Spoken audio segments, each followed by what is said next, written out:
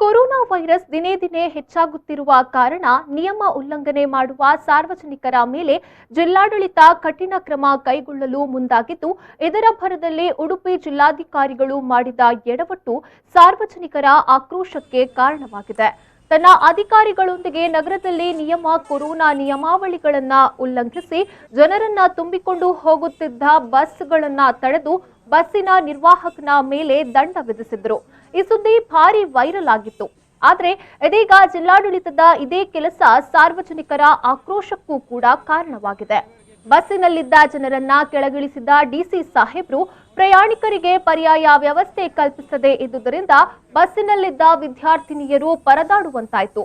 ಈ ಬಗ್ಗೆ ವಿದ್ಯಾರ್ಥಿನಿಯೊಬ್ಬಳು ಆಕ್ರೋಶ ವ್ಯಕ್ತಪಡಿಸಿದ ವಿಡಿಯೋವೊಂದು ಭಾರಿ ವೈರಲ್ ಆಗಿದ್ದು, ಜಿಲ್ಲಾಡಳಿತ ಕೈ ಇರುಸು ಮುರುಸು ತಂದೊಡ್ಡಿದೆ.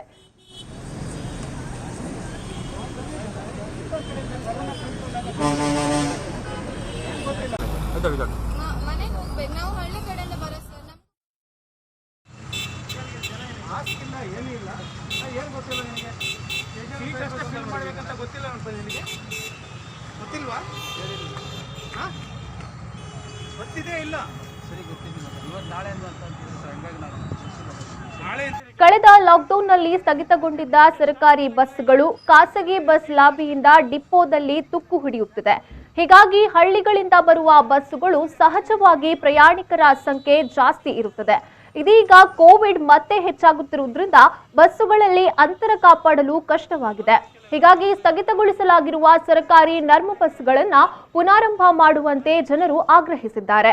ಈ ಮೂಲಕ ಹಳ್ಳಿ ಜನರಿಗೂ ಸಾರಿಗೆ ಸಮಸ್ಯೆ ಪರಿಹಾರವಾದ ಹಾಗಾಗುತ್ತೆ. ಜೊತೆಗೆ ಕೋವಿಡ್ ನಿಯಮವನ್ನ ಪಾಲನೆ ಮಾಡಿದಂತೆ ಆಗುತ್ತೆ ಎನ್ನುವುದು ಸಾರ್ವಜನಿಕರ ಅಭಿಪ್ರಾಯವಾಗಿದೆ. ಬಸ್ ಸರ್ ಅಲ್ಲಿ ಲೇಟ್ ಆದ್ರೆ ನಾವು ಮನೆಗೆ ಹೋಗೋದು ಬೇಡ. ನಾವು ಹುಡುಗಿಯರು ಸರ್ ಇಷ್ಟು ಇವಾಗಲೇ 5 ಗಂಟೆ ಆಗಿದೆ. ನಮ್ಮ ಸೆಮ್ ಎಕ್ಸಾಮು 2 ಗಂಟೆಯಿಂದ 5 ಗಂಟೆ. ನಾವು 5 ಗಂಟೆಗೆ ಅಲ್ಲಿ ಬಸ್ ಇದೆ ಸರ್, ಅದರಲ್ಲೇ ಬಂದ್ವಿ. ಮತ್ತೆ ಅರ್ಧ ಗಂಟೆ ಬಿಟ್ಟು ಎಲ್ಲ ಬಸ್ಸು ಹಿಂಗೆ ಸರ್, ತುಂಬ ಜನನೇ ಇರ್ತಾರೆ, ಎಲ್ಲ ರಶ್ಶೇ ಇರೋ ಸರ್.